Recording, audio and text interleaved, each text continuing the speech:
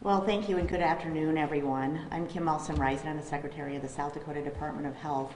And let me just start by saying thank you to all of you who are here today, as well as my esteemed colleagues that are here that are going to be part of this opportunity to share some information about where we're at with vaccines, and appreciate all of you here to help us get the word out about the importance of vaccines. I also want to thank leaders such as Mayor Ten Haken for all of his efforts for well over a year now, and it feels good to be talking about what we're talking about today. Since the beginning of this pandemic, our approach has been clear. We want to provide South Dakotans with the best health information possible so that they can make the best health decisions for themselves, their families, and their businesses. This common sense and empowering approach reflect the values of South Dakotans of doing right and helping each other in time of need. And this approach, not surprisingly, has yielded great results again. So as of today, we've administered over 537,000 doses of vaccine just from the state allotment alone. Those doses have been administered to over 317,000 South Dakotans across our state. And again, as of this morning, we see 53% of all people 16 and older having received at least one dose of vaccine. So those are great results for South Dakota, and we're very, very pleased by that.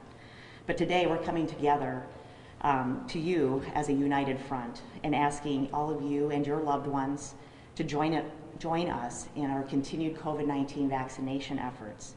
Let us encourage each other and choose to become vaccinated.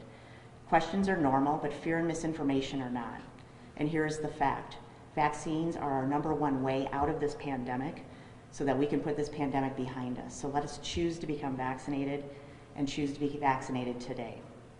All of our partners here today, among many more statewide, have gone over and beyond their normal call of duty to make vaccinations accessible to people from Sioux Falls to Rapid and everywhere in between.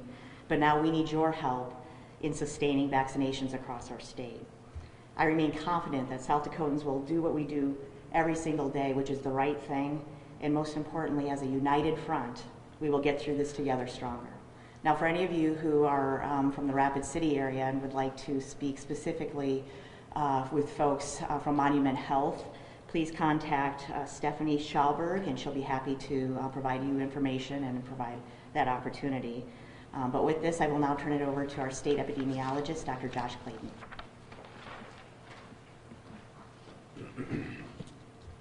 Thank you, Secretary Melson-Reisen, and good afternoon, everyone. So as of today, in the U.S., we have over 211 million doses of Pfizer, Moderna, and the Johnson & Johnson COVID-19 vaccine that have been administered. Nearly 8 million doses, or approximately 4%, were the Johnson & Johnson vaccine. Existing vaccine safety monitoring programs identified 6 cases of a rare blood clot called cerebral venous sinus thrombosis, or CVST. And that is identified as a possible safety concern. The rare blood clot occurred in less than 1 person per million individuals vaccinated with the Johnson & Johnson vaccine. Last Tuesday, April 13th, the FDA and CDC issued a joint statement recommending a pause in the administration of the Johnson & Johnson vaccine until they could review those reported cases. FDA and CDC's Advisory Committee on Immunization Practices is currently summarizing what is known and looking to provide a recommendation at a meeting coming up this Friday of the Advisory Committee on Immunization Practices. In South Dakota, over 500,000 doses of the COVID-19 vaccine have been administered. That's about some 16,000 doses, or approximately 3% of Johnson & Johnson vaccines have been given. 0 cases of the blood clot, CVST, have been identified in the state. No severe adverse reactions from any COVID-19 vaccine have been identified among recipients in South Dakota. I would like to emphasize 3 important points today. The system to monitor for the safety of COVID-19 vaccines is working. The vast majority of the 132 million persons in the U.S., as well as 300,000 persons in the South Dakota that have received the vaccine, had only pain at the injection site or symptoms of tiredness, headache, muscle pain, fever, fatigue, and chills. Vaccines continue to provide the best protection against COVID-19 and severe infections, including hospitalization and death. With that, I will turn it over to Dr. Mike Wilde.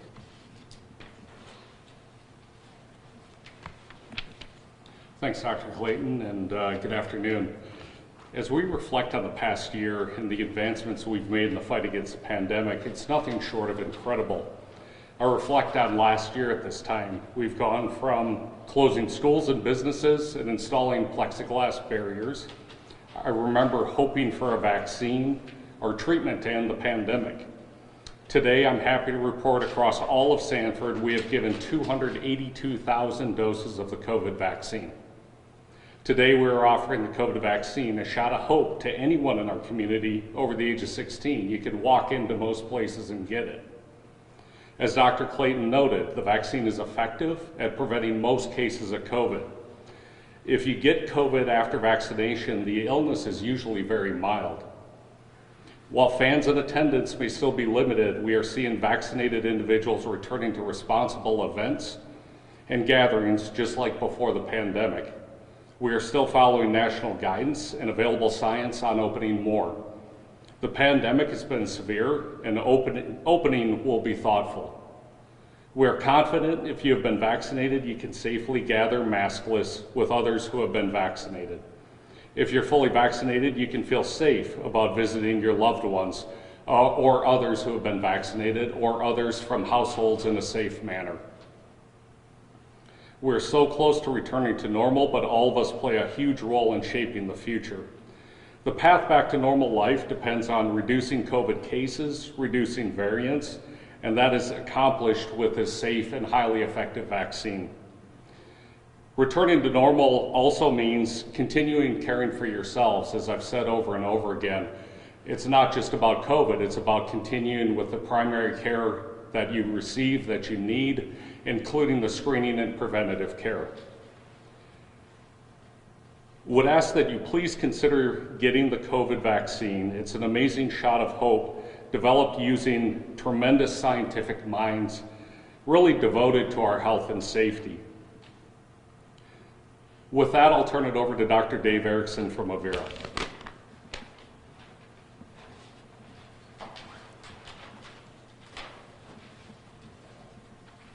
Thank you, Mike. Appreciate that. Avera joins our state health officials and colleagues from other health systems to urge South Dakotans to get vaccinated. As has been mentioned today, widespread vaccination of the majority of our population is what will help us return to normal. Getting vaccinated is something virtually all of us can do. It's recommended for everyone age 16 and older. The vaccines we have are safe and effective. When it comes to COVID vaccination, time is of the essence. We are seeing variants of the virus appear. It's natural and expected for viruses to mutate. Influenza is a common example. We want to get ahead of these variants because some can spread faster and cause more severe illness. COVID vaccines are showing good effectiveness in preventing serious illness, hospitalizations, and deaths due to COVID variants. Vaccines give you broad COVID antibodies to fight this virus, including the variants. If you do get COVID due to a variant after you've been vaccinated, it would likely be a much milder case, like the common cold, rather than a severe illness. Variants require a higher number of antibodies produced by our immune systems to fight it off. The COVID vaccine produces antibodies in higher concentrations and longer durations than your natural immunity, and thus, the vaccine offers you greater protection. Vaccines teach your body how to develop antibodies so that your immune system can protect you when you are exposed, even to new variants. If you've had COVID or if you've been tested and are positive for antibodies, you still need to be vaccinated. And I think that's one very critical piece, and I'll repeat that. If you've had COVID or if you've been tested and are positive for antibodies, you still need to be vaccinated. Wearing masks, practicing social distancing, maintaining good hand hygiene, and other preventive measures are still very important, even after vaccination. Vaccines are available across our state. Now's the time to take this window of opportunity for a better tomorrow. Lastly, I want to sincerely thank the countless healthcare workers across our state for their tremendous vaccination efforts and caring for so many with COVID. So thank you to them. Next, I'd like to introduce Dr. Heather Spies. Heather's an obstetrician gynecologist from Sanford Health. Dr. Spies. All right, well, thank you. And I'm here speaking on behalf of OBGYNs and the many questions that we all have about how this may affect pregnant women, lactating moms, and families that are concerned about vaccine issues. So we all know that pregnancy or planning for a pregnancy is a very exciting time for these mothers and their families. We also know that expectant parents have a lot of questions and concerns, as we would expect them to, because they want to do everything they can to have a healthy pregnancy and to protect their baby. If a woman becomes infected with COVID-19, we do know that if she has the illness during her pregnancy, there's an increased risk of severe illness, an increased risk of admission to intensive care, risk of needing a ventilator, and even death. We also know that there's an increased risk of complications from COVID-19 in pregnant patients with underlying health conditions such as diabetes, obesity, increasing age, and heart disease. We know that the COVID-19 vaccine is very effective. So if we consider the fact that we have these increased risks in pregnant women, and we know that the COVID-19 has been shown to be very effective, we want to encourage women to consider receiving the COVID vaccine. Reach out to their providers and ask if you do have questions. As was mentioned earlier, questions are good, and we expect questions from expectant mothers and families. But fear is not what we want to be happening. The COVID-19 vaccine should be considered as part of a woman's care, starting with the conversation between women and their providers. Vaccine is available for pregnant women, lactating women, and women looking to become pregnant in the future. The medical data shows that the COVID-19 vaccine does not affect fertility in women. Again, this does not affect fertility in women if you receive the COVID-19 vaccine. There have also been new studies showing promise that women who are vaccinated during their pregnancies are passing antibodies to their babies in utero and also to their babies in their breast milk. So not only is the vaccine going to help protect mom, but it is also going to add a layer of protection from COVID-19 for her baby. So the overall message I'd like to send today is that if you're pregnant, considering becoming pregnant, or a nursing mom, please consider the vaccine. Talk with your healthcare provider if you have any questions or concerns. And with that, I will turn it over to Dr. Vaz. Thank you.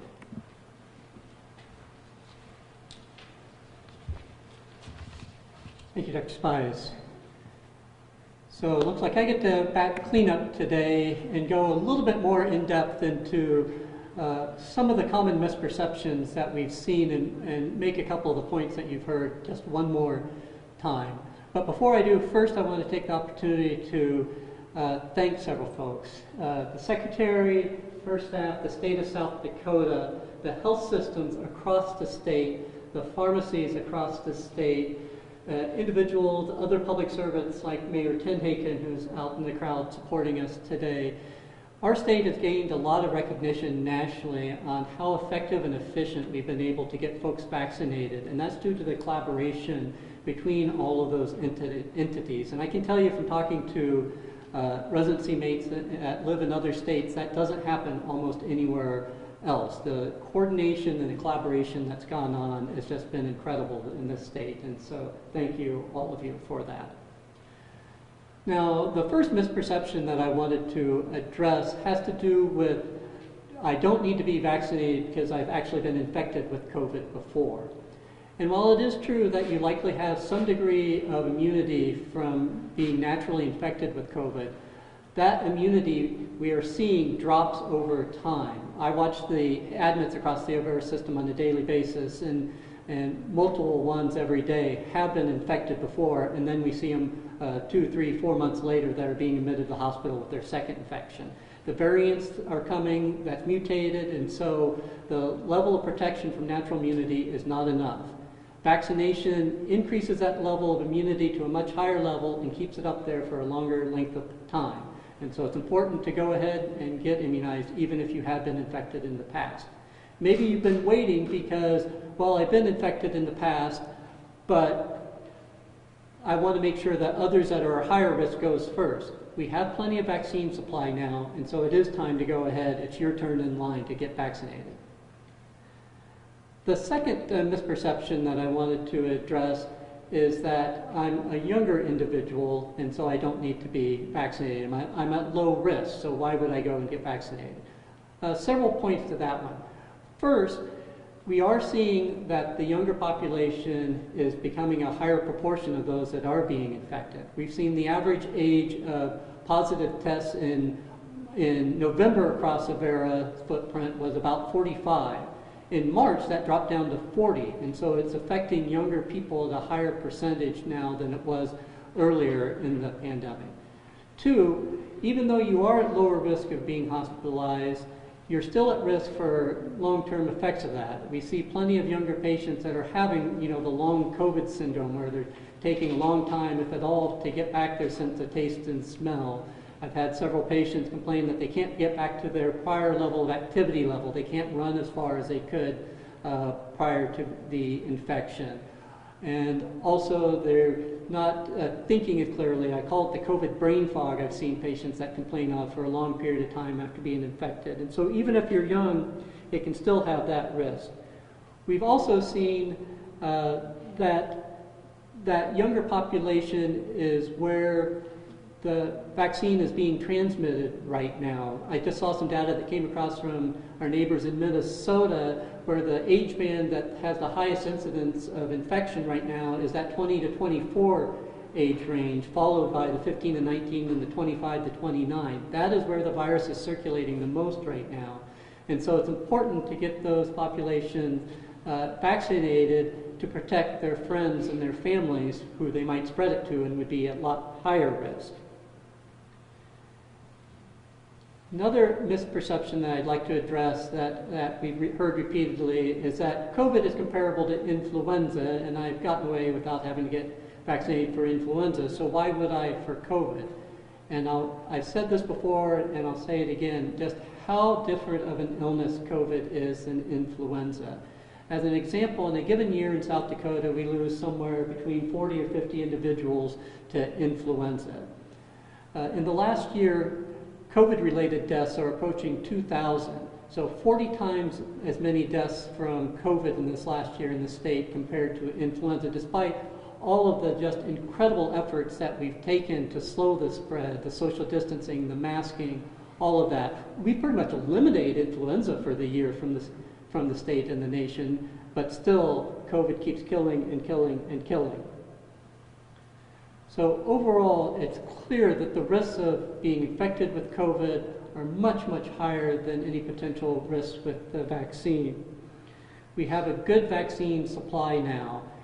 If you've been waiting, letting other people get in line first, now's the time. We have the vaccine for you. It's easy to get the vaccine. You can apply online for an appointment and get a scheduled appointment. Most of the locations across the state are also now adding walk-in periods too, so that when it's convenient for you, that you can get vaccinated. So please join myself and tens of thousands of other individuals across the state and get vaccinated. We can end this pandemic together. Thank you. With that, I'll turn it back over to the Secretary to bring us home. Well, thank you all for your comments, and again, thank you all for being here. We do have time for questions and answers, and we have one that we're going to answer first, then we'll go to you, Tom. Does that sound okay? Kim, how concerned are you that people aren't getting vaccinated? Obviously, you're here today to tell people to get the vaccine. Where's that concern level for you? Well, we want to see at least 70% of people age 16 and older vaccinated. We've got a ways to go to get there. Now that we have adequate supply, which again early on was one of the concerns, there's no reason to hesitate. We know the vaccines work. We know they're safe. I'm not personally overly concerned, but we're not done with this yet, and we've got to keep the foot on the gas. And we need people getting shots in arms so that we can put the pandemic behind us. So we're going to keep bending your ear. We're going to keep up with our messaging and our campaigns. We're going to be circling back to those hesitant populations to better understand and meet their needs so that they can become vaccinated. We've got some work to do yet. Absolutely. So one of the questions that came in from online is how important is it to get students back in the classroom? Where does the state stand in terms of teachers getting vaccinated? So, you know, South Dakota's experience is different than many other states in that after a brief pause last spring, we saw classes open up here last August. And that was because of a lot of hard work, you know, from schools across this state. And a lot of work to try to do that safely. And all in all, I think we've had a very successful school year. So thankfully, kids in South Dakota have been in school with virtual learning options for folks where that's a better option. Nevertheless, we want to see teachers get vaccinated. We prioritize teachers within the state's vaccination plan, again, when supplies were rather limited, so that they could get in, get vaccinated, and feel confident continuing to teach kids in person. You know, we're all watching to see what will happen with the evolution of vaccines, and we know that they are being, we're seeing some trials right now with younger people, and so we do expect to see vaccines become available for school-age children, likely before the next school year, and so we'll be working with that and working to get kids vaccinated when that becomes available. Other questions? We're speaking a lot about people who haven't received the vaccine. What would you say to people who already have? How can they help in this? And just kind of speak to that. Thank you for that. I would say thank you. Thank you to folks that stepped up, that made the appointment, that walked in and that got the shot. Please help your friends and your family understand that experience. And anybody that I've talked to has said it's just been a relief. They felt a weight lifted off of their shoulders when they complete that series and know that they have that protection. So share that experience with the people that you know and help them. I mean, I think sometimes people just need a helping hand to take that next step. You know, show people how easy it is to become vaccinated. Other questions? I'll feel really bad if I don't have to call one of these guys. I never have all these reinforcements. Yeah, I guess if Dr. Basil or anyone can speak, maybe Josh, just kind of where we're seeing the pandemic in 2021. You know, with the vaccine, where we're at now, let's say this is kind of the level we're at. What would happen? What would case numbers, what would we think we're going to see this summer and the rest of 2021, I guess, and outlook? That's a really good question, and also one that I don't have a great answer for. It really depends on what we have for individuals continuing to get vaccinated. You know, as those numbers grow, we do anticipate that, you know, we will see fewer cases. We'll see those individuals who might be becoming infected with some of these variants and stuff that are circulating, requiring less hospitalization. We'll see less deaths from COVID-19. I think the big question, you know, that people want to have answered is when do we kind of get back to normal? And you know, there have been some updates to guidance around what individuals who are vaccinated can do as our number of cases continue to decline. I think we're going to see more and more of that opening up. And I just would say that, you know, we are really thankful for those who have already gotten vaccinated. That has gotten us over that 50% mark for South Dakotans who have received at least one dose of vaccine. But again, we still have a ways to go in order to, number one, see fewer cases. And if we continue kind of on the track that we are, I'm hopeful that we'll be seeing the last of COVID. Now, when I say the last of COVID, I don't mean that we won't see this virus circulating. This is something that will be with us. I think this is going to be a virus that becomes part of our background of infections that we see throughout the United States, as we have four other human coronaviruses that make up diseases that we do see within the population. But through vaccination, you know, we'll be able to mitigate some of the more severe outcomes of that. So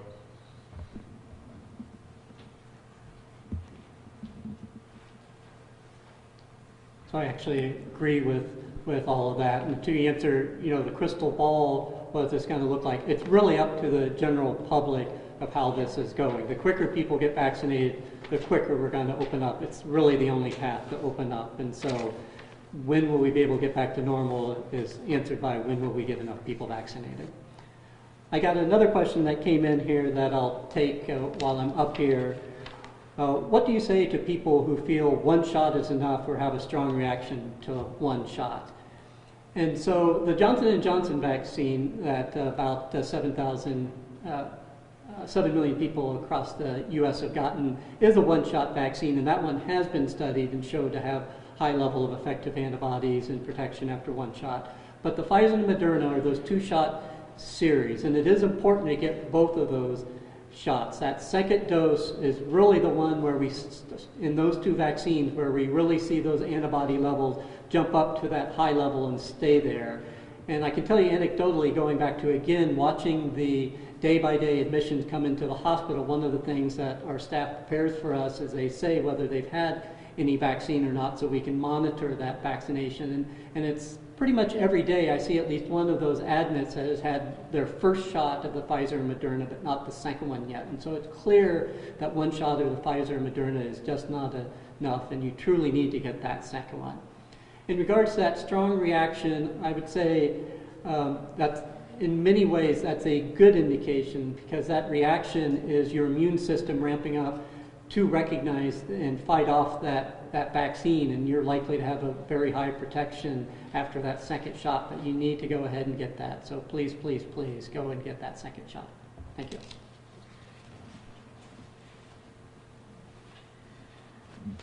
We have another question here. What excuses are you hearing for not getting vaccinated, and are they also among non-mask wearers? And so in addition to what Dr. Basil and Dr. Spies shared already about myths around being vaccinated when you're pregnant or breastfeeding, or myths that if you've had COVID you don't need to be vaccinated, we also hear concerns that if you take the Moderna or the Pfizer vaccine, because that's an mRNA based vaccine, that it would somehow alter your DNA. That is not true, so there should not be any concern about that.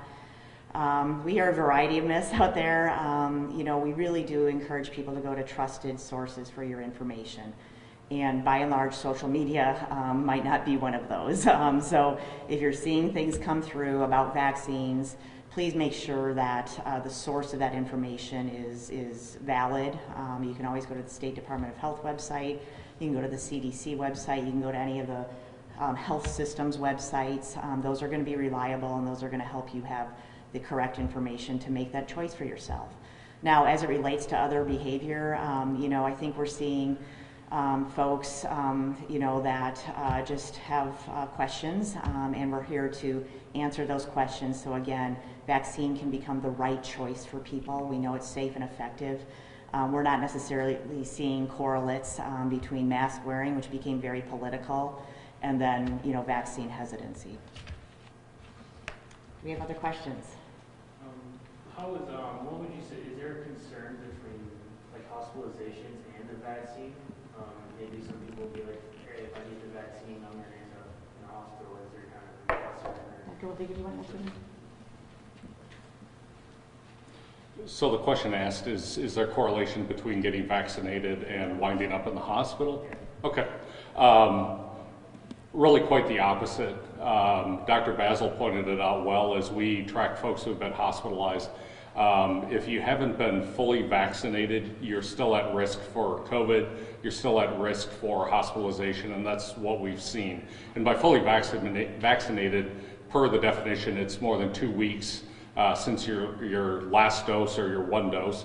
And really that's what we're stressing. And I think it's important to point out too that as we progress through the pandemic, just like we have rapidly ramped up our response and most importantly vaccine, the virus does mutate, it varies, and while you may be confident as a younger, healthier person that you're not going to get severe COVID, you don't know what the future holds. And so, but we do know that we have a great, safe, effective vaccine that can keep you out of the hospital, or at least very much lower your odds of being hospitalized, having severe COVID.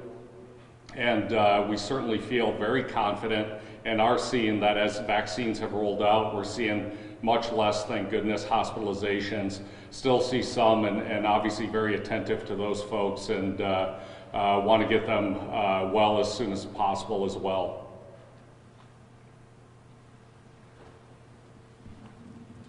Alrighty, we have one last question here, and the question is when are we at herd immunity? We, as a state, have a goal to vaccinate at least 70% of all people age 16 and older, because again, that's who the vaccine is effective for right now and approved for. And that means we've got a ways to go. We're at 53% now, and that's great. But the delta between 70% and 53% is still about 120,000 individuals. So we've got a lot of opportunity for people to be vaccinated. We don't have a scarcity of vaccine anymore, so that's a great position to be in. So we've got vaccines more available in the state than ever before. Please go to covid.sd.gov, click on your county. You'll see multiple opportunities for vaccination, not only with our partners that are here today, but pharmacies across the state, federally qualified healthcare centers, the Indian Health Service, the Veterans Administration. There are lots of opportunities. It's never been more convenient, and we need to get more shots in arms to get to that point of herd immunity and put this pandemic behind us. So thank you all for being here today. We'll have some opportunity for one-on-one interviews for folks that would like that.